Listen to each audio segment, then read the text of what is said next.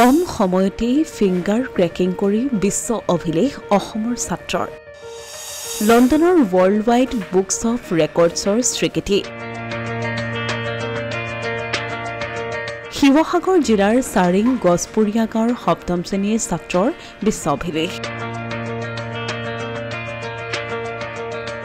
লণ্ডনৰ world wide books of ৰেকৰ্ডছে দিছে স্বীকৃতি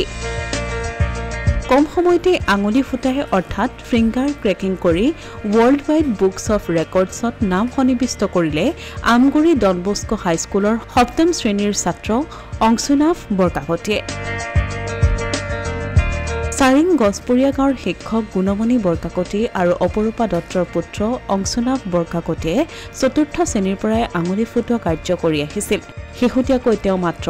22.62 ছেকেণ্ডত মাত্ৰ এখন হাতেৰে 50 বাৰকৈ একেৰাহে আঙুলি ফুটাই বিশ্বৰ ৰেকৰ্ড গঢ়িবলৈ সক্ষম হৈছে এখন হাতেৰে কম সময়তে 50 বাৰকৈ আঙুলি ফুটোৱা অংশুনাভ বিশ্বৰ প্ৰথমজন ব্যক্তি হিচাপে পৰিগণিত হ'ল আসলতে মই এই কামটো ক্লাছ 4 পৰাই কৰি আহিছিলোঁ কিন্তু মই ভবা নাছিল যে এই কামটো মই কৰি পেলাই এটা ৱৰ্ল্ড ৰেকৰ্ড বনাব পাৰিম বা এনেকুৱা এটা ৱৰ্ল্ড ৰেকৰ্ড বনাবলৈ সক্ষম হ'ম তাৰ পিছত মানে মই এনেকৈ চাৰ্চ মাৰি থাকোঁ বা এনেকৈ নিউজ চাওঁ বা এনেকৈ নিউজ পেপাৰ পঢ়ি মেলি পেলাই এনেকৈ চাৰ্চ মাৰি মেলি এনেকৈ কেনেকুৱা বিষয়ত বা কেনেকুৱা এটা স্ক'পত বস্তুটো বনাব পাৰি সেই বস্তুবোৰ চাই থাকোঁ মই এনেকৈ এপ্লাই কৰিলোঁ তেওঁলোকৰ লণ্ডনৰ অফিচলৈকে কিছু ভিডিঅ' পঠিয়ালোঁ তাৰপিছত লগতে ফটোও পঠিয়াইছিলোঁ তেনেকৈ বাৰে বাৰে কিছুমান ভিডিঅ' আৰু মানে কণ্টিনিউৱাছলি ফটো পঠিয়াই থকাৰ পিছত তেওঁলোকে মানে এইটো বস্তুটো চালে যে বস্তুটো মই লিগেলি কৰিছোঁ নে নাই কৰা আৰু তাৰপিছত এনেকৈ মই জুলাইত পঠিয়াইছিলোঁ আৰু ফলাফলটো আহিলে 5 আগষ্টত তাৰপিছত 5 আগষ্টত তেওঁলোকে ক'লে যে ইউ আৰ ছাকচেছফুলি এপ্ৰুভ তুমি এই কামটো লিগেলি কৰিছা আৰু এটা ৱৰ্ল্ড ৰেকৰ্ড বনাবলৈ সক্ষম হ'বা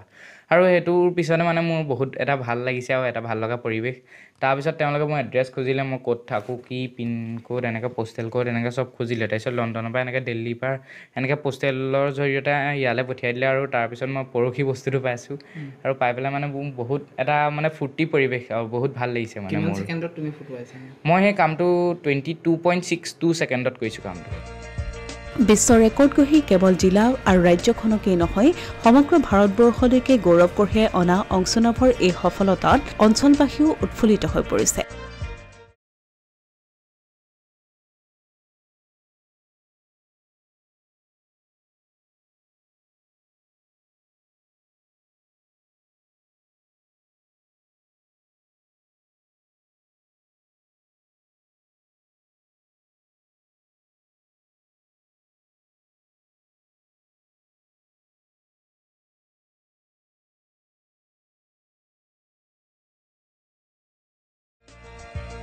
অসমীয়া প্ৰতিদিন ডিজিটেল সংবাদ শিৱসাগৰ